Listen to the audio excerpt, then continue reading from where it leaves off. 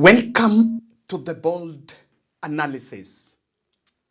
The state script that was planned on Thursday night in a critical Statehouse beating has backfired completely.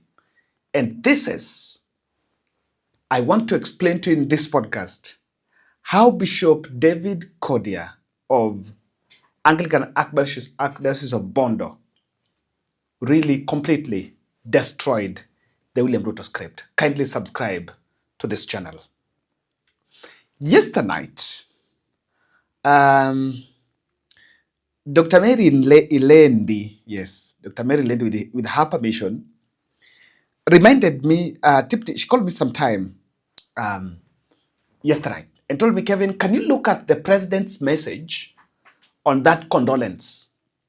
So jana usiku after the events in Kasarani, the president was in Statehouse and penned down his condolence message to Raila, and that condolence message was circulated. The message, the message of that text is what really triggered my attention, and from there, there is something that the state wanted to achieve. Baba Agwambo, Right Honorable Raila Amolo Odinga, you inspired many and to stand up for democracy, justice, equity, and fairness. You've made an incredible mark on the history of Kenya as a gallant patriot that put Kenya first. You helped me when I needed someone to stand by me, the same way as you stood by me. Your time has come upon, Baba. Your day have departed. You have departed, but we will work hard to honor what you stood for. Now, number one was that Nini was circulated. That eulogy, condolence message was circulated. Here's the president who had sent his condolence through the Facebook page. He was already, he had a platform today. He was supposed to have a platform, like he had that platform today to eulogize Raila. But why do you think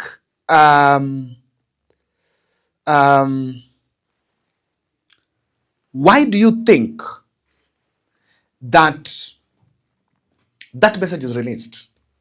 William Ruto was creating a message to try to appease to the masses, to tell the people that he will stand by the broad-based arrangement. That was the gist of that message. And this is because if there is something in the lifeline, if there's something hanging in the lifeline, is that broad-based agenda.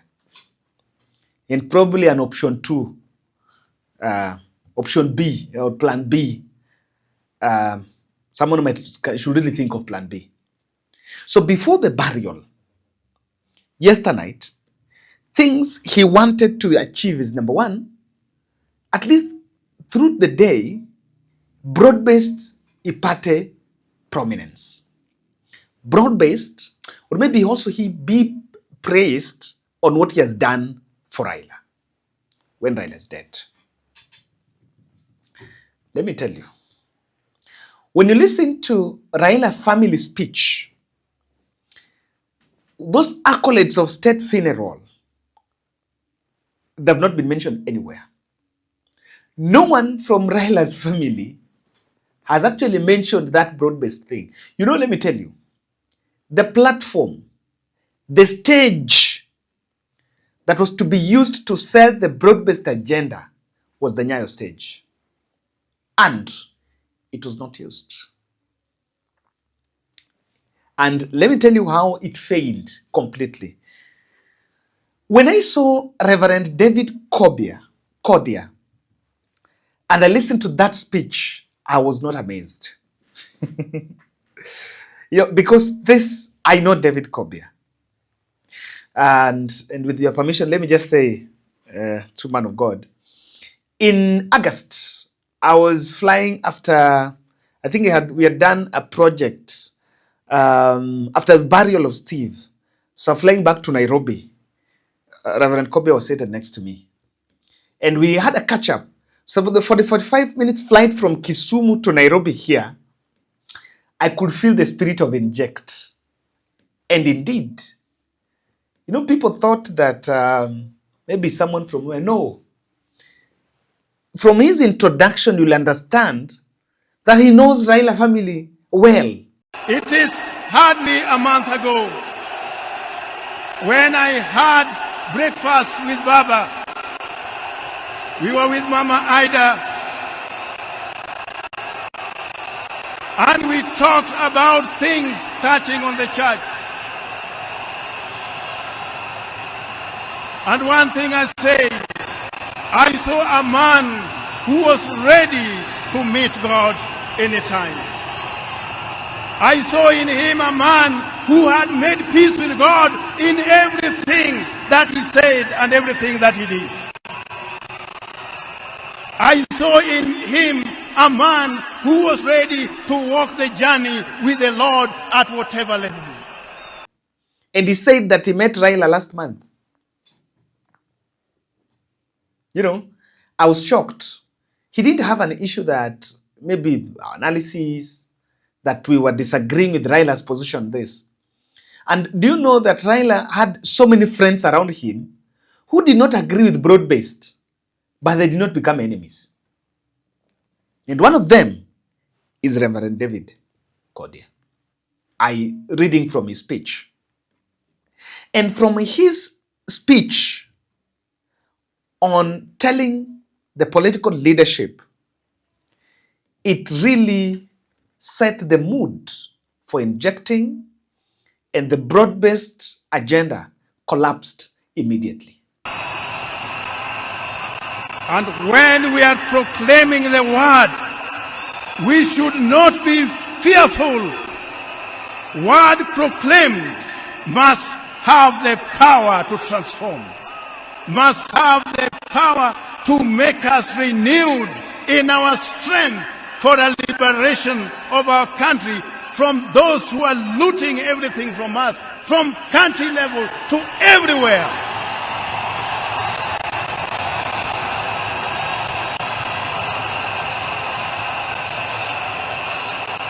If there is anyone here, I want us to make a testament.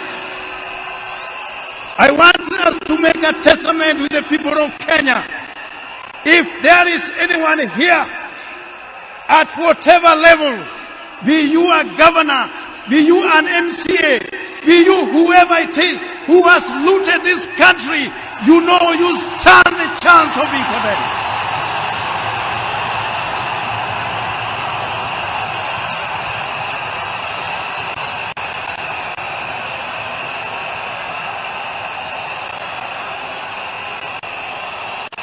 So when we are talking about a person of the stature of Raila Odinga, today we have very bad manners amongst most of our politicians. They have taught our people the culture of handouts, that wherever you are, you must give part with money, and woe unto those who drive big vehicles. They are in trouble. Whenever you are seen, you are only seen in terms of money. What can you be able to give? Baba Raila Amolo Odinga never used the power of his wallet as a convincing tool to others, but he used the power of persuasion. He used the power of persuasion. He used the power of the word. Let's allow ourselves to be used of God, so that the power He has given us, how many can fit in that shoes today as I speak?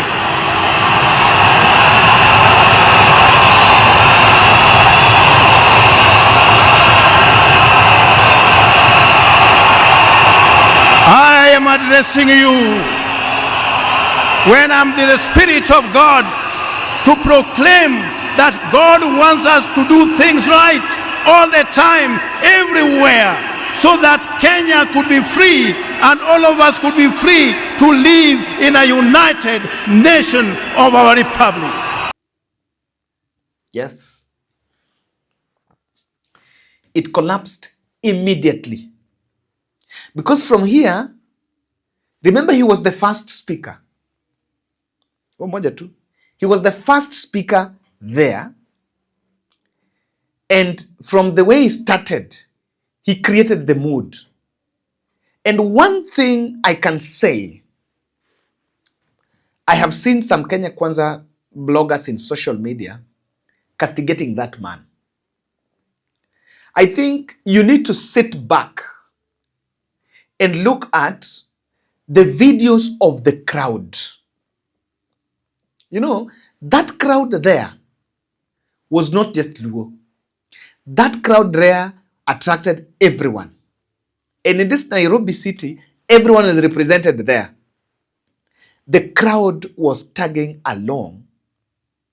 And if you want to know, it is not just that. Did you hear Bado Mapambano chants? Bado Mapambano. So this already spoiled the party. And let me just tell you, maybe you can tell me what you think about that. Listening to Ida Odinga, Winnie, and Oburu Odinga, and even Jaoko Odinga, the son of Oburu Odinga, who actually read that eulogy. No one mentioned the word broad-based, except later William Ruto in his speech, he's the one who mentioned that issue of broad-based. A very long way with Baba. When I stood by him with the other Pentagon members at a defining moment in his and our nation's history, I neither knew that one day we would find ourselves on opposite sides, nor could I have imagined that years later he would stand by me, this time to steady the nation and to help anchor my leadership, culminating in the birth of the broad-based government. To you, Baba, I owe you, and I am truly and eternally grateful that our paths crossed and that we shared this journey together. We have been both collaborators and competitors, friends and rivals, but always patriotic Kenyans, united by a dream greater than ourselves, a dream bigger than any partisan divide, a dream of a united motherland called Kenya. As I have reflected on Raila's legacy following his passing, I have entertained no doubt in my mind that history will judge him fairly and kindly, because whenever the nation needed him to rise above self, he always did unreservedly. Whenever Kenya needed reason, he became the voice of reason courageously. And whenever the country needed a hand of reconciliation, he offered it without hesitation. It's only him. At this point, remember, Raila was a politician, and his death had a political impact. So why do you think Odinga family kept off the broad-based shenanigans? Why do you think? Is it a coincidence? Is it an omission? No. I'm going to explain that in details, why they decided to leave it. Even Ida Odinga echoed something close to what the bishop said.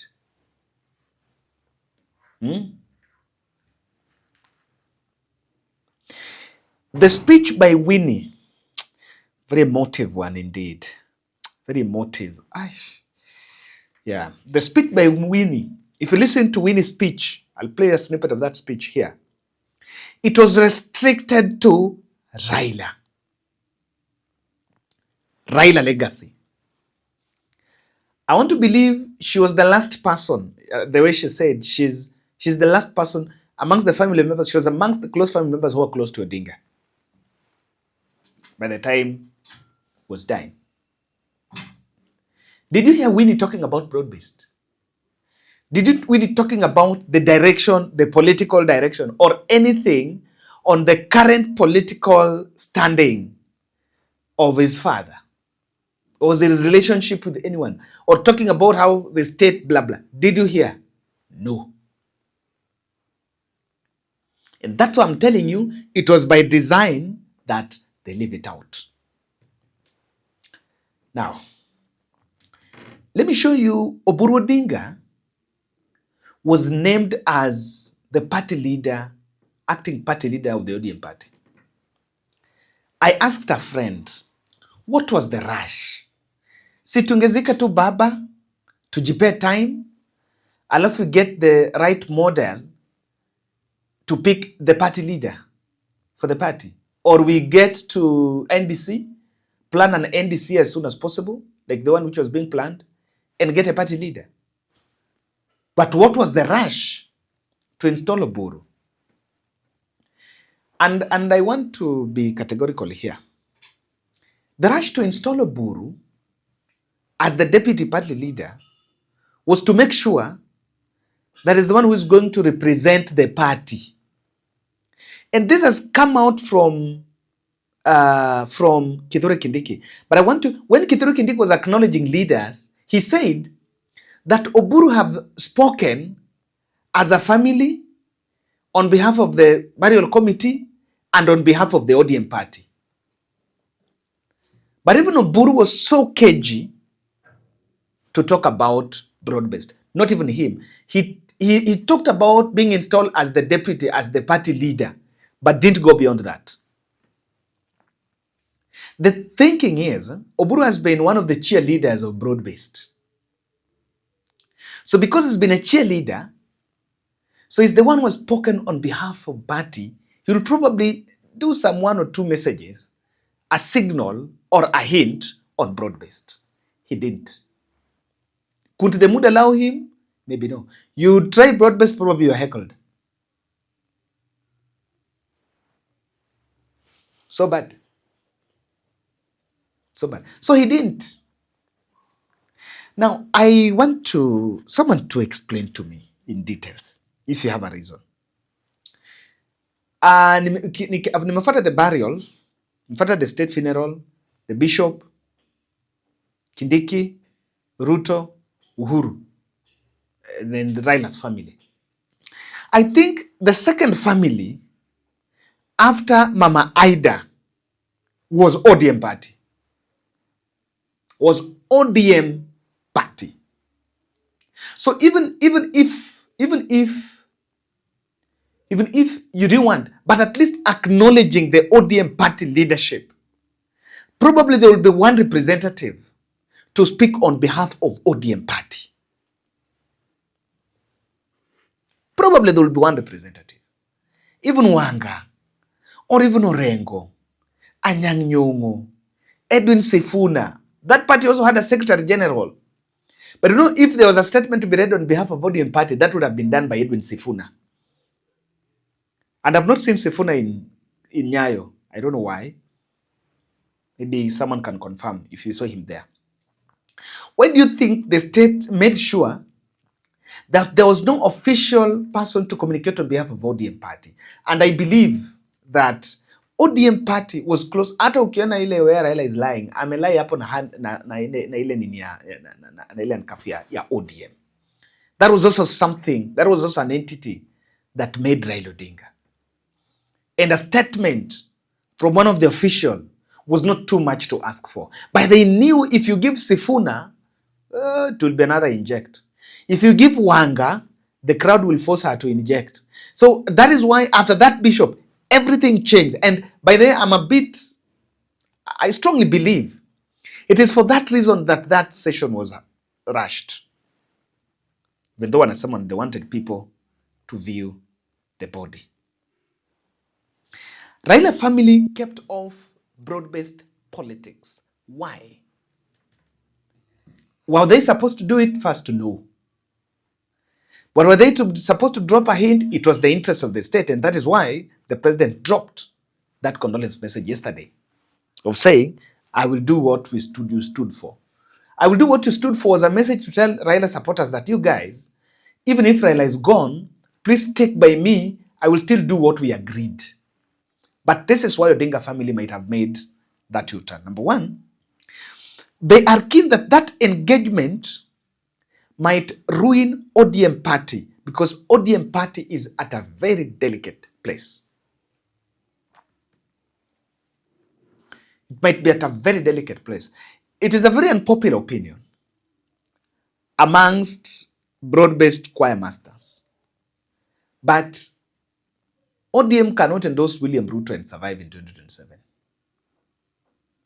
They must coalesce around an opposition, Ruto's opponent, even if themselves they're producing that opponent. I doubt if Raila was in high spirit and was alive, Raila angevai 2027. And actually said that nani mwambia kwamba ODM haita president candidate. So if you ask me, they are keen. They've realized that to salvage ODM, tusiende huko. Did you realize that by the time Mama Aida alikuwa anaingia stadium alikuja na Jimmy Wanjigi, Raila's friend, there was a plan not to advance that agenda, probably beyond 2027. Remember Raila said, ikifika huko mbele tutaamua. If Ruto was to be endorsed in 2027, the moment to do it was now. Even if you don't say Ruto said, but it's very easy to say that Ruto alituacha broad-based, because that's what some people are saying, that Raila ametuacha broad-based, so we will stick there. But probably that is not in the corridors, and that is why it has been dropped. I know very well Mama Ida knows what Raila wanted in 2027. Then the third aspect is Raila succession. It is a big headache. It is a big headache. It's not something I want to even analyze now. I think we still just need to bury Mzee. We will look at, because that is something we analyze for the next 5 or so 10 years. But there are people that will want to take advantage. They will want to take advantage of Oginga Raila Foundation, Raila position, or Odinga or Raila family position to create, to thrust themselves in that space. It's very critical. If Oburu is, even if today Taban is to be crowned as the kingpin or as the party leader or so, the party leader is the person who becomes the presidential candidate. Can Oburu be the presidential candidate? I highly doubt. They are keen on that succession, and they don't want to give fodder to make pronouncements that will create it. And I think they decided that yes, Baba was a politician, but we just want to celebrate Baba's life. We don't want to handle the politics. And that's a good place. That's a good position. It would be a big embarrassment if Raila family now could start saying, no, you guys, Ruto Tosha. They decided they're not taking that direction. Now, broad-based thing was very divisive. And that platform might be a wrong platform for Odinga family to pursue it. Why? Uhuru Kenyatta's speech was very cryptic. And apart from Ruto, you're not even sure all those people there are now in broad-based. Either can tell you, hey, saizi, people will have to chart their own paths, and you make your own decision. You know, no one will give direction now. Directions, everyone will give his own directions. Everyone will give his own direction. And at this point, they realized that tunataka unity, tunataka kuleta kila mtu. Sasa tutaki kuleta broad based in. They didn't want the politics, because the politics will actually bring the division. Those who support and those who don't support. So, but I think it was all right. Bishop Cordia got it right. The right message for that moment. That is the Raila spirit. And why am I praising that speech? I'm praising that speech because Odinga is gone. If we don't speak out, if we don't speak out when things are wrong, if our leaders cannot stand in that gap and speak when things are wrong, then the gains Odinga made in his fight for struggle will be whitewashed by subsequent regimes. So it is right for that. Thank you.